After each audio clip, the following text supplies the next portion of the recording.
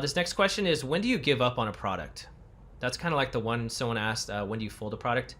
So the only time I would give up on a product is, first I got to make sure that I gave it everything, all that it could have to be successful. Meaning, is it ranked? Is the price competitive? And is my listing better than everyone else, or at least as good as enough as everybody else? If I've done all of that and I'm ranked and it's still not selling, or my margins are totally dead, I look at my competitors and say, hey, can I outlast these guys? Because if I'm not making money, they're not making money.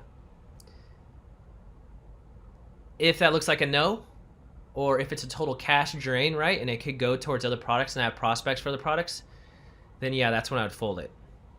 Because not really much else you can do, right? If all the competitors are selling for nothing, you have the best listing, you have a great product, you have a competitive price, and you're ranked and it's still not doing anything, fold it up, on to the next. Next question, Jason King says, what was your biggest contribution into the change from a 9-to-5 job? What helped you or your students the most in the transition? Okay, so